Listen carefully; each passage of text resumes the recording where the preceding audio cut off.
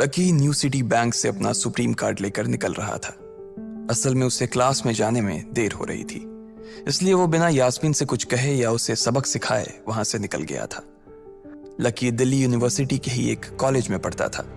जैसे ही वो कॉलेज के अंदर दाखिल हुआ, उसके पैर एक कीचड़ से भरे गड्ढे में पड़ गए। ओह शिट, उसने अपने आप से कहा और अपने जूतों को पास की सड़क पर साफ करने लगा।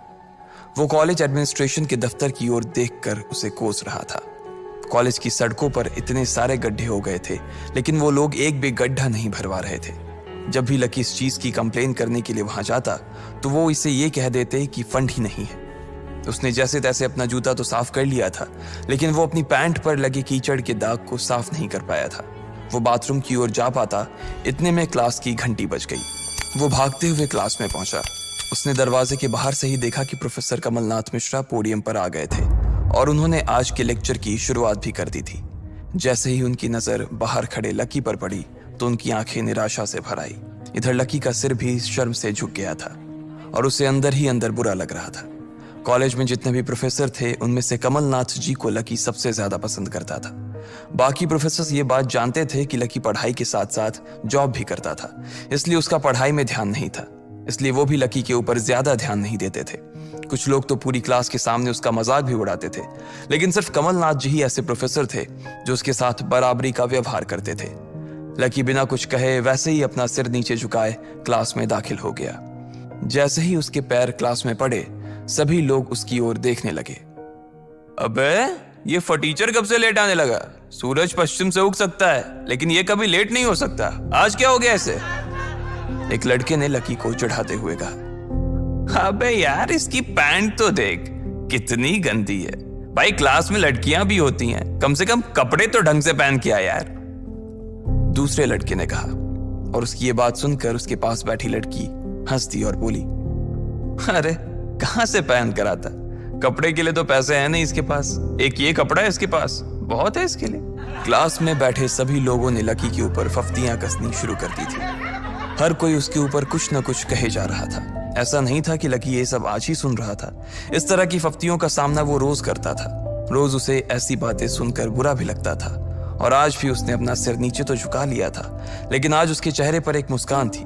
इन लोगों को पता नहीं था कि यह अनलकी आज कितना लकी होकर आ रहा है। जैसे ही क्लास में बैठे बच्चों का शोर बढ़ने लगा, उधर से कमलनाथ जी ने चिल्लाते हुए कहा, आपस में बात करना बंद करो।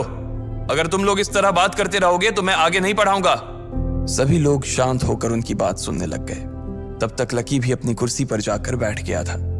कमलनाथ जी ने फिर से पढ़ाना शुरू किया और पढ़ाते पढ़ाते ना जाने क्यों उनकी नजर बार बार लकी की ओर जा रही थी। लकी को समझ नहीं आ रहा था कि कमलनाथ जी ऐसा जानबूझकर कर रहे थे। उनकी आंखों को देखकर ऐसा लग रहा था कि उनमें लकी के लिए ढेर सारा गुस्सा भरा हुआ था। उसे ऐसा लग रहा था कि शायद वो अपने प्रोफेसर की उम्मीदों पर खरा नहीं उतर रहा था। थोड़ी ही देर में कमलनाथ जी की क्लास खत्म हो गई।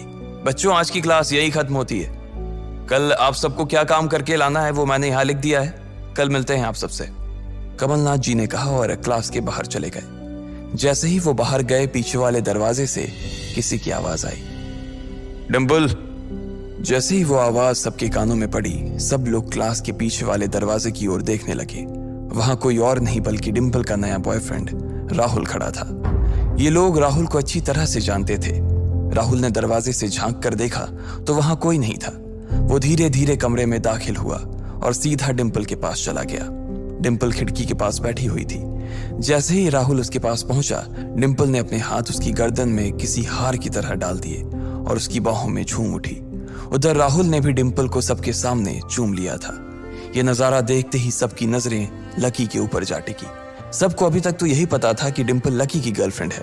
किसी को इस बात की खबर नहीं थी कि उन दोनों का ब्रेकअप हो गया था। डिंपल को राहुल की बाहों में देखकर लकी के तन बदन में आग तो लग गई थी, लेकिन फिर भी वो शांत होकर वहीं बैठा हुआ था और उसने अपने गुस्से पर काबू कर लिया था। अरे भाई लकी, क्या हो रहा है ये सब? डिंपल राहुल के साथ कैसे? उसके एक दोस्त ने आकर लकी से कहा। होने देना यार, जो हो रहा है छोड़ना, लकी ने कहा। उसका इस बारे में किसी से बात करने का कोई मन नहीं हो रहा था। अरे भाई, तुझे पता है वो राहुल कितना चालू आदमी है? अभी तक इस कॉलेज की 5 लड़कियों को फंसा चुका है और ये डिंपल छठी है, लकी के दोस्त प्रीतम ने उससे कहा। उसकी ये बात सुनते ही लकी ने प्रीतम को घूर कर देखा। प्रीतम को लगा कि लकी को उसकी बात का बुरा लगा था, लेकिन अगले ही पल वो उसे देखकर मुस्कुराया और बोला, कोई बात नहीं भाई, सबकी अपनी अपनी लाइफ है। ये कहकर लकी डिंपल की ओर देखने लगा, जो कि राहुल की बाहों में इतरा रही थी। वो जानती नहीं थी कि लकी चाहता तो यहीं खड़े खड़े राहुल और उसके पिता को उनके कारोबार समेत खरीद सकता था। उधर जैसे ही राहुल और डिंपल की नजर भी लकी पर पड़ी तो वो जानबूझकर उसे छेड़ने के लिए उसके सामने से गुजरने लगे। अच्छा लकी, सुनना जरा। अचानक से डिंपल लकी के सामने रुकी और बोली। उसने अभी भी राहुल की कमर में अपना एक हाथ डाल रखा था। फिर उसने अपने दूसरे हाथ से अपना मोबाइल निकाला और उसका कवर खोलकर लकी के मुंह पर फेंक दिया और बोली, अब क्योंकि मैं तुम्हारे साथ नहीं हूं, इसलिए मुझे तुम्हारे इस बेकार से कवर की कोई जरूरत नहीं है। इसे तुम अपने पास रख सकते हो। लकी ने उससे कुछ नहीं कहा और नीचे गिरा वो कवर उठाकर अपनी टेबल पर रख दिया। बेबी, इसने तुम्हें कवर गिफ्ट किया? कवर कौन गिफ्ट में देता है भाई? राहुल ने उसके सामने ही डिंपल से कहा। राहुल लकी को नीचा दिखाने का एक भी मौका अपने हाथ से जाने नहीं देना चाहता था। लकी अंदर ही अंदर मुस्कुरा रहा था।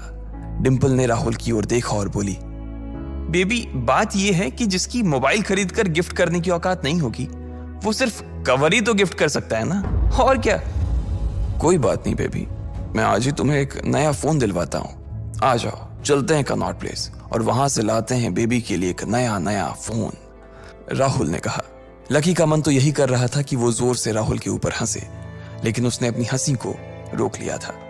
हाँ बेबी, हमने एक पहले नया फोन खरीदेंगे और फिर उस फोन की पार्टी भी करेंगे, और उसके बाद आज, डिंपल ने कहा और राहुल के चेहरे पर उंगलियां फिराने लगी। राहुल भी और लकी भी उसके इशारे को समझ गए थे। लकी जानता था कि ये सब सिर्फ उसे चिढ़ाने के लिए वो कर रही थी, लेकिन लकी को खुद के लिए नहीं बल्कि डिंपल के लिए बुरा लग रहा था। वो मन ही मन ये सोच रहा था कि अगर डिंपल बस थोड़ा सा और इंतजार कर लेती तो आज लकी उसके लिए फोन की पूरी दुकान खरीद कर रख देता। भाई, ये सब क्या हो रहा है? तेरे सामने ये सब हो रहा है और तू बस मुस्कुराए जा रहा है। गुस्सा नहीं आ रहा तुझे? प्रीतम ने लकी से पूछा।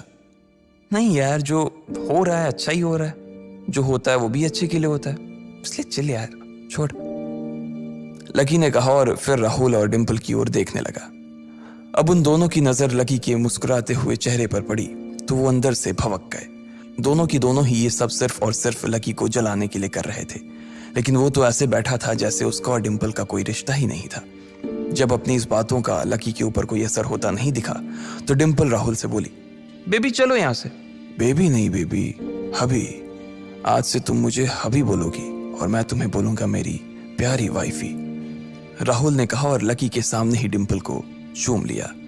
ये देखते ही लकी थोड़ा सा जल्द भुन तो गया और उसका जवाब भी वो राहुल को देना चाहता था, इसलिए उसने कहा, डिंपल ये सब क्यों कर रही हो तुम? क्या दिखाना चाहती हो इससे? लकी को डिंपल का ऐसा रूप देखकर उसी के लिए बुरा लग रहा था। राहुल की किसी बात का तो लकी के ऊपर कोई असर ही नहीं हुआ, लेकिन लकी की इस बात का राहुल को जरूर बुरा लग गया था। उसने गुस्से से अपनी नाक फुलाते हुए कहा, ओए फटीचर, ज्यादा बकवास करने की जरूरत नहीं है। आज के बाद अगर तूने मेरी डिंपल के बारे में कुछ कहा या उसकी तरफ आंख उठाकर भी देखा ना तो मैं राजपथ पर तेरी परेड करवा दूंगा। रहने दे भाई, उसकी जरूरत नहीं पड़ेगी। मैं खराब चीज ना तो देखता हूं और ना ही उसके बारे में बात करता हूं, लकी ने कहा और फिर से प्रीतम की ओर देखकर हंसने लगा। जिस तरह से लकी आज राहुल के मुंह पर जवाब फेंक कर मार रहा था, प्रीतम को तो विश्वास ही नहीं हो रहा था कि ये वही लकी है जो उसका दोस्त हुआ करता था। उधर राहुल उसका जवाब सुनकर गुस्से से लबरेज हो रहा था। वो लकी को सबक सिखाने के लिए अपना घूंसा तान कर उसकी दिशा में बढ़ा ही रहा था कि इतना ही में पीछे से एक लड़की की आवाज आई, डिंपल। सब लोगों ने फिर से उस आवाज की ओर देखा। वहां पर एक थोड़े छोटे कद की लड़की खड़ी थी और वो गुस्से से डिंपल की ओर देख रही थी। उसकी आंखों पर चश्मा लगा था और उसके बाल खुले हुए थे। अब तू हद से आगे बढ़ती जा रही है डिंपल। लकी जैसे लड़के को छोड़कर तू इस एक नंबर के लफंगे लड़के के साथ पड़ी है। तुझे तो कॉलेज के किसी गड्ढे में जाकर डूब मरना चाहिए। साक्षी, क्या कह रही है तू? जुबान संभाल अपनी, डिंपल ने कहा। राहुल के बारे में बुराई नहीं बल्कि लकी के बारे में अच्छी बातें सुनकर डिंपल का मन खराब हो गया था। जब डिंपल लकी के साथ थी तो उसकी साक्षी से भी अच्छी दोस्ती थी। साक्षी एक बहुत ही सुलझी हुई लड़की थी। जब भी डिंपल और लकी के बीच किसी बात को लेकर झगड़ा होता तो डिंपल उसे सुलझाने के लिए अक्सर साक्षी की ही मदद लेती थी। मैं जो कह रही हूं ना, सही कह रही हूं। तुझे सीरियसली शर्म आनी चाहिए डिंपल। मैंने कभी नहीं सोचा था कि तू ऐसी लड़की निकलेगी। लकी जैसा बंदा ना तुझे कहीं नहीं मिलेगा, साक्षी ने कहा और एक कदम आगे आ गई। इधर लकी ने देखा कि साक्षी की बात सुनते ही राहुल के कान खड़े हो गए थे, लेकिन वो सच बोल रही थी, इसलिए राहुल भी कुछ नहीं कर सकता था। साक्षी लकी के पास आकर खड़ी हुई और बोली, तू इतनी जल्दी कैसे भूल गई यार? लकी तेरे लिए हर टफ टाइम में खड़ा रहा था। जब भी तू बीमार होती थी और तेरे खड़े होने की भी हालत नहीं होती थी तो बेचारा तेरे लिए खाना बनाता था, तेरे कपड़े धोता था और तो और तेरे लिए दवाई तक लेके आता था। तुझे याद है ना जब हम हिमाचल घूमने गए थे और तेरे पैर में मोच आ गई थी तो ये बेचारा अपनी नौकरी छोड़कर भागा भागा रात में हमारे पास आ गया था। इतना प्यार किया इसने तुझसे और तू इसे छोड़कर जा रही है, साक्षी ने कहा। अपने लिए साक्षी के मुंह से इतना सब कुछ सुन लेने के बाद लकी ने अपनी गर्दन नीचे झुका ली थी। उसे डिंपल के साथ बिताए वो सारे लम्हे याद आ रहे थे। वो डिंपल के ऊपर जान छिड़कता था। उसका बस चलता तो वो डिंपल को अपनी हथेलियों पर लेकर घूमता। भले ही उस वक्त उसके पास पैसे नहीं थे, लेकिन वो फिर भी डिंपल की छोटी सी छोटी डिमांड को पूरा करने के लिए अपनी जान लगा देता था। जो कवर डिंपल ने उसके मुंह पर फेंक कर मारा था, वो कवर को खरीदने के लिए लकी ने 3 दिन तक ओवर टाइम किया था। लकी को जैसे ही ये सब याद आया, उसकी पलकों की कोरे भींग गई थी। इधर साक्षी की बात पूरी नहीं हुई थी। उसने आगे कहा, अरे ये लकी अपनी छोटी सी सैलरी में से भी रोज तेरे गोलगप्पे के लिए पैसे निकाल लेता था। तुझे नहीं पता है, मुझे पता है कि आज भी एक बाइक खरीदने के लिए बंदा तेरे लिए पैसे जुटा रहा था। रोज दाल और रोटी खा रहा है सिर्फ इसलिए ताकि तुझे बाइक पर घुमा सके, और तू ऐसे आदमी को नीचा दिखाने की कोशिश कर रही है। ये सब सुनकर डिंपल का चेहरा ही बुझ गया था। उसे भी साक्षी की कही बातें दिल पर लग रही थी, लेकिन इस वक्त वो राहुल के साथ थी और उसका हाथ राहुल की कमर में था। वो चाह कर भी राहुल के खिलाफ ना तो कुछ बोल सकती थी और ना ही कुछ सुन सकती थी। इसलिए उसने अपने बचाव में कहा, हाँ तो ये तो इसका प्रॉब्लम है ना। मैंने इससे पहले ही कहा था कि ये मेरा प्यार अफोर्ड नहीं कर पाएगा, तो फिर ये मेरे साथ इतना आगे क्यों बढ़ा? आज अगर मैं चीज सैंडविच खा सकती हूँ तो फिर मैं बिना घी वाली रोटी क्यों खाऊं? लकी डिंपल की ये बात सब सुन रहा था और उससे पहले कि वो कुछ जवाब देता, अचानक ही उसका फोन बज उठा। उसने मोबाइल निकाल कर देखा तो पाया कि किसी अनजान नंबर से उसे फोन आया था। साक्षी और डिंपल के बीच हो रही बहस के बीच ही लकी फोन उठाने के लिए वहां से निकल गया। देखा कितनी बदतमीजी से उठ के चला गया, चलो अभी।